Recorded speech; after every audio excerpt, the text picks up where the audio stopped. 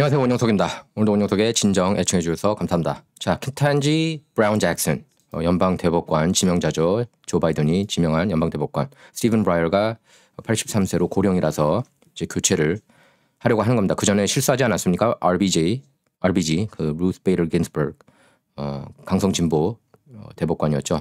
그분이 이제 돌아가셨잖아요. 트럼프 임기 동안. 그래서 그 자리에 에이미 코니 베럿을 넣었죠. 트럼프가. 그래서 이제 지금 보수 대법관이 어쨌든 공식적으로는 6대3으로 앞서고 있습니다. 사법 시스템에서는 그 보수가 우위예요. 그나마 그것 때문에 이제 버티고 있다고 하는 겁니다. 사람들이 학계, 연예계, 빅테크, 빅파마 대부분 뭐 파워 있는 그런 그 재벌들, 빌 게이츠나 워런 버핏 이런 인물들, 조지 소로스 이런 인물들도 다 이제 민주당 지지하고 그러지 않습니까? 그런데 그나마 이제 미국이 버티고 있는 게 보수 대법관이 더 많기 때문이라고 얘기를 해요. 이제 켄탄지 브라운 잭슨이 들어가면 9명 대법관 중에 가장 진보적인 그런 대법관이 될 것으로 보이는데요. 과연 통과할지 의문이에요. 왜냐하면 민주당원들도 이분의 그런 그 청문회 질문 대답을 들으면은 좀 이 사람 자격 있나? 의심할 정도의 그런 답변들을 많이 했습니다. 특히 이제 아동 성범죄에 대해서 너무 관대하다 지적이 계속 나오고 있어요. 특히 이제 조시 할리하고 조시 할리 신문에 이렇게 좀 힘들어하는 그런 모습을 보였습니다. 왜냐하면 아주 날카로운 질문들을 많이 준비했거든요. 조시 할리 얼굴 잠깐 볼게요. 우측에 나온 분이 조시 할리입니다. 미주리 연방상원의원. 이제 케이스 몇 개를 예로 들었는데요. 조시 할리가 United States vs. Cooper 케이스가 있었습니다. 그 전에 이제 잭슨 판사가 담당했던 사건이었는데요. 케이스였는데 그 60개월형밖에 때리지 않았다고 그럽니다. 잭슨 판사가. 근데 연방 그 센텐싱 가이드라인에 따르면 151개월에서 188개월형을 받으라고 그렇게 권고를 했거든요. 근데 이거보다 훨씬 적은 60개월형밖에 내리지 않았습니다. 근데 이것뿐만이 아니에요. 일단 쿠퍼 케이스를 보면은 그 텀블러 소셜 네트워크 텀블러 있습니다. 거기서 이제 어린 소년들이 누드로 있는 모습, 그리고 어린 소년 3명이 오럴 섹스하고 있는 모습들이 있었고요. 또 600개의 어린이 포르노 그 사진들이, 이미지들이 랩탑 컴퓨터에 있었다고 합니다. 그리고 이 케이스뿐만 아니라 이제 US vs. Stewart 케이스가 있었는데요. 여기서도 그 잭슨 판사는 어린이 포르노 관련해서 그 범죄자한테 57개월형밖에 내리지 않았습니다. 특히 이 그 범죄자 같은 경우에는 그 주 경계선을 넘어서 9세 소녀를 또 강간하려고 했던 정황까지 포착됐거든요. 그래서 가이드라인에서는 97개월에서 121개월형을 권고했습니다. 그런데 57개월형밖에 주지 않았어요. 그리고 United States vs. Sears 케이스가 있었는데요. 보통 이제 그 미국 케이스들은 United States vs. 그러니까 연방 검사가 기소하면은 US 미국이 기소하는 거라고 해가지고 그 원고 미국, 피고 Sears 이런 식으로 나가요. 그래서 이 남자 같은 경우에는 어린이 포르노 비디오가 102개가 있었다고 그래요. 그리고 자기 10살 딸 사진도 이렇게 있었다고 합니다. 누드 사진이었던 것 같아요. 보니까 97에서 121개월형을 권고했는데 잭슨은 60개월형밖에 주지 않았습니다. 그리고 이 케이스뿐만 아니라 또 그 10년형을 권고했는데 3개월밖에 안 준 적도 있었어요. 그래서 안 그래도 지금 민주당 진영이 너무 소아성애자들한테 관대하다. 캘리포니아 같은 경우는 14세 소녀가 예를 들면 24세 남성하고 합의하에 성관계 가지면은 그 남자는 성범죄자 리스트에 오르지도 못하게 그렇게 팬데믹 기간 동안에 법안을 싹싹싹 올려가지고 통과시키지 않았습니까? 캘리포니아 같은 경우에는 정말 어처구니가 없지만 주 상하원이 다 슈퍼 다수당이니까 공화당 뜻이 거의 반영이 안 되는 주입니다. 주지사도 이제 압도적으로 승리를 거둔 가빈 뉴섬 아니겠습니까?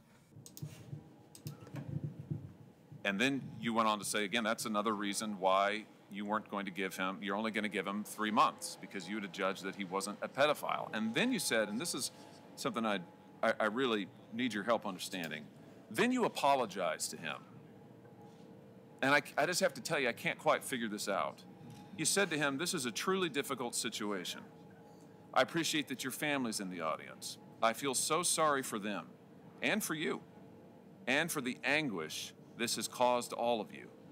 I feel terrible about the collateral consequences of this conviction. And then you go on to say, sex offenders are truly shunned in our society. I'm just trying to figure out, Judge, is he the victim here or the victims the victims? You're saying that you're apologizing to him. You're saying you're sorry for the anguish this has caused him. There was a victim impact statement in this case. It didn't get read into the record, but it was there. I've described the videos that we have. You say earlier in the case, you talk about how heinous these crimes are, and you describe them to your credit. You describe how heinous it is to your credit, and yet here you are giving him 3 months and apologizing to him and saying you feel sorry for the anguish it's caused him, and also saying you think that sex offenders are truly shunned in our society. So just talk about that. Help me understand. 조시 할리 상원의원이 케탄지 잭슨한테 물어본 겁니다. 예.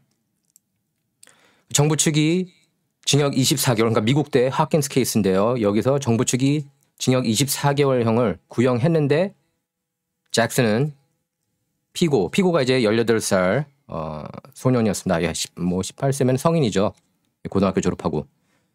아동 포르노 소지 혐의로 연방교도소 징역 3개월형을 선고했습니다. 그래서 할리 의원은 그렇게 얘기를 했어요. 야, 이거 진짜 이해가 안 된다.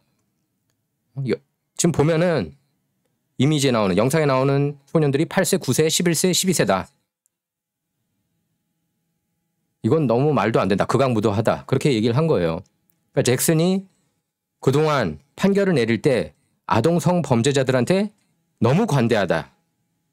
이런 비판을 받고 있는 겁니다. 안 그래도 지금 민주당이 페도파일 편이냐, 소아성애자 편이냐 아니냐 지금 논란이 많이 있지 않습니까? 그리고 제프리 앱스틴도 민주당 의원들하고 민주당 쪽 진영 사람들하고 더 친했고요. 그리고 또 위키리크스 내용 여러분 너무나 잘 아실 겁니다. 특히 하킨스한테 사과까지 했습니다. 이런 상황까지 온 것에 대해서 미안하다는 식으로. 그리고 이 사회가 소아성애자들한테 너무 소아성애자들을 소외시킨다. 이런 어처구니 없는 발언을 했습니다. 아니, 소아성애자, 범죄자, 아동성 범죄자는 당연히 사회에서 소외돼야 되는 사람들 아닙니까? 보면 웃겨요. 그리고 마샤 블랙번 테네시주 연방상원의원이 질문했습니다. 여성이 무엇이냐? 여성이 무엇이냐? 이렇게 물었더니, 그러니까 여자라는 단어를 정의할 수 있는지 물어봤습니다. 블랙번 상원의원이. 거기에 대해서 잭슨은 나는 할 수 없다. 나는 생물학자가 아니다. 이런 어처구니 없는 말을 했습니다. 루스 베이터 긴스버그, 몇 년 전에 돌아가신, 그리고 가장 강성진보 성향이었죠. 연방 대법관 중에. 그분이 얘기를 했습니다. 여성은 여성이고 남성은 남성이라고. 오로지 두 개성만 있다고. 그런데 몇 년 뒤 강성진보인 케탄지 브라운 잭슨은 여성의 정의도 못 내리겠대요. 블랙번 의원이 이렇게 받아쳤습니다. 여자라는 단어 의미가 너무 불분명하고 논란의 소지가 많아서 정의를 내리지 못하는 거냐. 이렇게까지 얘기를 했어요. 지금 미국이 이런 판국이 됐습니다.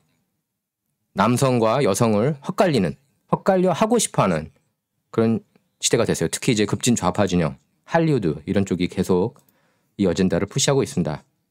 이 여자도 마찬가지고요. 그리고 이 여자가 케탄지 잭슨이, 그러니까 진보 진영 대법관들은 다 그렇게 생각하고 있습니다. 시대가 흐름에 따라서 법도 바뀌어야 된다고.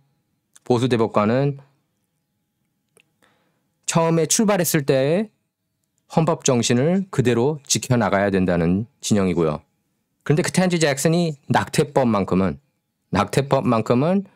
로우 비 웨이드 그걸 뒤집으면 안 된다. 그건 또 바뀌면 안 된다고 생각하는 사람이에요.